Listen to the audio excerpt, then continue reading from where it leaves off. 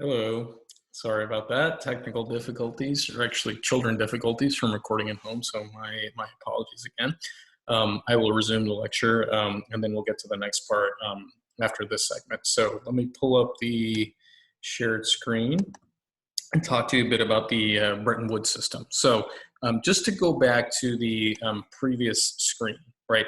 What occurs at the end of World War II is that because of the United States position where it controlled almost all the naval ships, it controlled almost all the world's gold supply, which was put into Fort Knox, and because it had the only real manufacturing capability left in the world, at that moment in time, the United States controlled roughly 50% of the world's entire gross domestic product.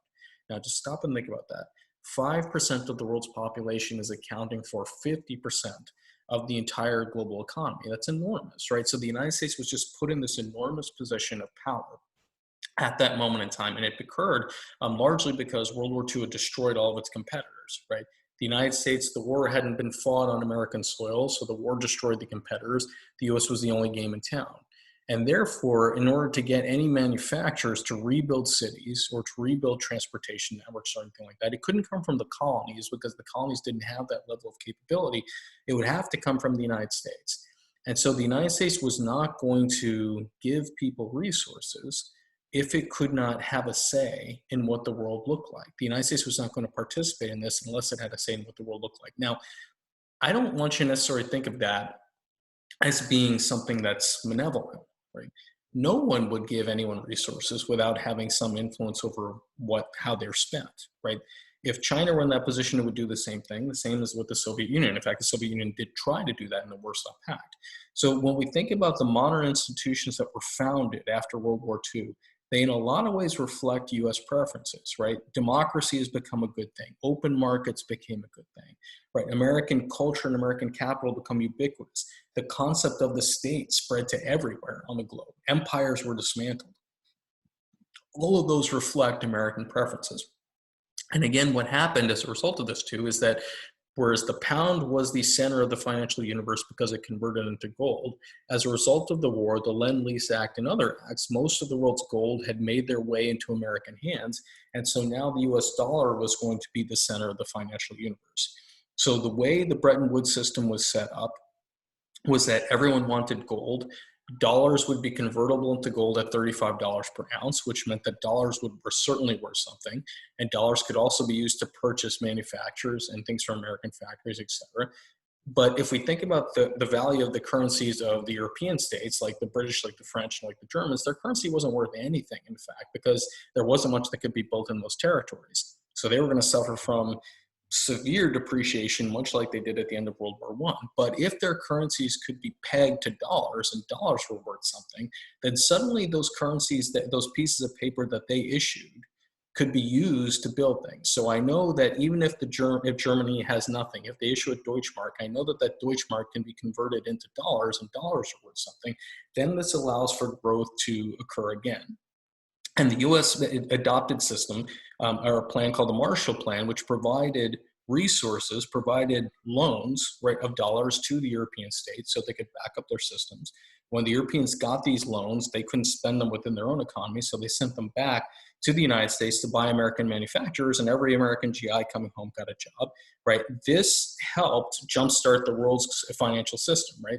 Americans were manufacturing and exporting. Those exports were consumed by the Europeans. If there was anything left over, the Europeans would then buy bonds from the United States, which effectively allowed the Europeans to pay for the defense, to pay for the U.S. security posture, right? So everyone that participated in the U.S. security umbrella became party to this Bretton Woods system. This provided a really interesting benefit for the United States, which was because dollars were so valuable, the United States could create dollars at no cost at all, send them out into the world, and get real goods and services in return. So again, because the dollar became the world's reserve currency, the US could print a $100 bill for a fraction of a dollar, right, and can get $100 worth of goods and services in return. It's an enormous benefit that the Americans got as a result of the Bretton Woods system. But like anything, no party can last forever, right? The system would only work if investors and those holding dollars and sovereign governments believed that US dollars could be converted into gold. The problem was by the late 1960s, the US was starting to run some problems, right? The US was involved in the Vietnam War, which was getting worse. It wasn't supposed to go on that long, but it did. It was involved in increasing social spending by increasing Social Security and creating Medicare. Those are very popular programs, but they're expensive. And so the US started to run significant deficits, right, to try to support these programs, right? And they knew they could do it because they could simply just create more money and more money and more money because everyone wanted dollars. The problem is that if you create so many dollars, at some point, the question is going to be asked, can all these dollars redeem into gold, and how much gold does the US actually have? And the answer is, sure, we got enough, right? That's what the Americans tried to convince everyone. They never tell anybody exactly how much gold is in Fort Knox. But at some point, that wasn't enough. Charles de Gaulle became the first leader to basically tell the United States, I have all these dollars, I want you to convert them all into gold. And once de Gaulle converts all of his dollars into gold, everybody else has the incentive to do the same because nobody wants to be left with just pieces of paper. Everyone starts to push the system. And what that leads to is a collapse in the Bretton Woods system. Now, you might think that that might be the end of it for the United States. Turns out it wasn't, because dollars were so abundant that if you negated their value, it would hurt everybody. Certainly the value of dollars fell, but because every other country in the world that was in the Bretton Woods system was depending on dollars to be worth something, all of their currency would be negated if the dollar became negated. So every other country had an incentive to continue maintaining the value of dollars. This was also helped quite a bit by a deal that the United States struck with Saudi Arabia and with OPEC, where they agreed that they would provide permanent military protection to the oil producers if the oil producers permanently sold and denominated their energy sales in dollars, which is still existent today. 90% of all energy transactions are settled in dollars. Think about what that does, right? If you need dollars to buy energy, and energy is only available from a few sources within OPEC, the value for dollars is going to go up on the international system. All of those dollars that flow into the OPEC countries, and Saudi Arabia in particular, make their way back to the United States into commercial bank accounts and into debt, right into treasuries, which means that the value of the United States, since the value of the United States dollars could remain high, right? Then also in the 1980s, towards the end of the 1980s, the Soviet Union collapsed, which left the United States with no competitor. Dollars were the only game in town, right? Now, question is, that's talking through the story. Let's look at the data to see how large the United States is now in terms of its position. 5% of the world's population, yet as of 2019, if you look at nominal gross domestic product, the US accounted for about 24.3% of the world's total GDP, which was $7.2 trillion larger than China's, which is larger than Japan's entire economy. Today, 90% of global transactions are in American dollars, 62% of central bank foreign exchange reserves are in dollars. All of this, because dollars are in demand on the open market, what this does is keep interest rates in the United States lower than everywhere else and allows for the government to continue to spend, despite the fact that the United States has an enormous debt and runs a pretty large deficit. It can continue to borrow at low interest rates because everybody wants dollars. And what it also does is attract the bulk of the world's intellectual capital to the United States because they also want dollars because that's worth something. So this system, as it was created and as it was extended at the end of the Bretton Woods era, it's enormously beneficial to the United States. I want to stop and say that again because that's important. This system that was created by the United States, the system of alliances, the system of global finance, has been incredibly lucrative and beneficial to the United States. There's a tendency to think that the rest of the world is taking advantage of the United States or something like that. The data don't support that, right? The US gains enormously from its position in the world, right? The US, with 5% of the world's population, is accounting for nearly a quarter of the world's gross domestic product, and nearly all transactions involve dollars. So what that means, again, if you want to compare my relatives in India, there's two pieces of paper. One is a rupee, one is a dollar. Which one are you going to go for? You're always going to go for the dollars, right? Which means that it's much easier for Americans to buy stuff, and it's certainly much easier for Americans to buy things on credit. So you can finance your college education on credit. You can't really do that in many other countries of the world, right? You can't buy things on credit. It just doesn't exist. But in the US, you can, which allows individuals to educate themselves, allows individuals to start businesses, allows individuals to start engaging in innovation a lot easier than it would be in other countries. This is an enormous advantage that the United States gets from the system that it created, where the U.S. is at the center of the globe and of the global financial system and the global security system. You can see some evidence of this here by data that were created by Thomas Oatley, my former colleague at UNC, and some of the grad students here. What you can see is that the US position in the international banking network has progressively grown even after the financial crisis of 2008. The position of the United States has continued to grow. I would say that after the COVID issues, even though the US deficit has become enormous, the value of dollars has just gone through the roof, right? Dollars have been what the international system has gravitated towards as being the safe asset, which means, again, that even though it seems like the US is not necessarily, since the US may be flailing in terms of its COVID-19 response, the Federal Reserve is responding in a way economically, which is inspiring confidence in much of the world. So economically, the US still remains on top and still remains the critical player. So again, if you think about how you benefit from this, this allows the world's capital to flow into the United States. It allows interest rates to be low for all of you. You can finance your education, buy a car, buy a home, get a loan to start a business. It's all advantageous to you, right? You can go over this statistic here to look if it's worth changing. Basically, it doesn't look like it is given how this works, right? If you look at it, since if you go through the lecture, in 2019, an average liberal arts salary after graduation from UNC was worth about $60,000. If you break the system, you can go through these numbers if you want, but you end up with a salary that's quite low and is comparable to what I was making as a graduate student, which I can tell you is a whole lot of ramen noodles. Right. And that sounds funny, but in a way, it's a lot of ramen noodles that will also cause some damage to your health. Because if you eat that too much, you're going to be harmed. And we know empirically that the poor tend to suffer from poorer diets and have poor life expectancies too. So this is not probably what you went to college to get, right? What you went to college to get was probably something that would produce a very high-paying job and future dividends in a future. So why change it? Why change a good thing? Keeping the United States on top seemingly is important. If that's the case, again, this is the important thing for you to think about with U.S. security issues. If the U.S. is going to be in that position of power, that position of hegemony, it's protecting the economic realm, but it also has to protect the security realm. And its efforts to protect the security realm are going to put it into conflict with a whole bunch of states that Americans haven't even heard of. It's also going to put the United States into conflict with a whole bunch of groups the United States has never heard of. Right. One interesting one that I think about quite a bit, just because I studied it, is the movement for the emancipation of the Niger Delta, which was a group in southern Nigeria, and Boko Haram, which is in northern Nigeria. Most Americans hadn't heard of either of these things, right? The movement for the emancipation of the Niger Delta was a group that was sabotaging oil pipelines in the southern part of Nigeria. It was designated as a terrorist group, much like Al-Qaeda was.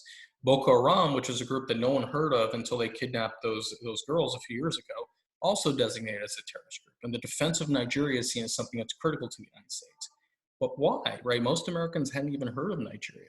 It's because Nigeria is a state in OPEC, and maintaining American domination over OPEC is important, right? And so for that reason, it puts this situation where the United States is this guarantor of world security, is this hegemon, it puts the United States into conflict with many groups that the US public might not have any interest in. Or you can also think about this individual here, Osama bin Laden. He was someone that seemed to really understand a lot of this stuff, right? And what he argued was that if you were able to sabotage oil pipelines, that was critical because that would harm the U.S. economy. The U.S. economy was the instrument that was allowing the United States to support the Saudi monarchy, which was what he was fighting. That's the consequence for hegemony. The United States is going to find itself in conflict with a lot of other states that are out there. If the United States wants to maintain its privilege, maintain the privilege of having dollars in the position that they are, maintain that outsized economy, and maintain the advantages to every American, it has a price. That price is that the U.S. is going to be involved in a lot more military stuff than everybody else. It's going to be fighting a lot more terrorists than everybody else. And it's going to be involved in a lot more international disputes than anybody else. Now, one could argue that that's just Americans consuming everything for themselves. But let's look at the data again, right? If we look at the percentage of the world living in extreme poverty, you can see in this period of American hegemony, the amount of people living in what's characterized as extreme poverty, which is living on less than $1.90 per day, that's declining, right? So it's not just zero sum where the United States is the only one benefiting. Lots of people seem to be benefiting from the system that the United States has constructed. Now, that's correlational, so you don't necessarily argue that the U.S. system is causing this, but we see a correlation there, right? More people have pulled themselves out of poverty in this period where the United States has been in a position of hegemony than before. Now, you can also argue that growth is not perfect, right? This is something that's called the elephant curve, which indicates that the global middle class has gained the most from this period of American hegemony. Perhaps the US lower middle class has gained less, and the US lower class has been gained even less. Now, when this is redone, it's been redone several times, this elephant flattens out, which indicates that everybody has grown in income, right, in this period of American hegemony, though some have gained more than others, particularly at the top, and since the China middle class.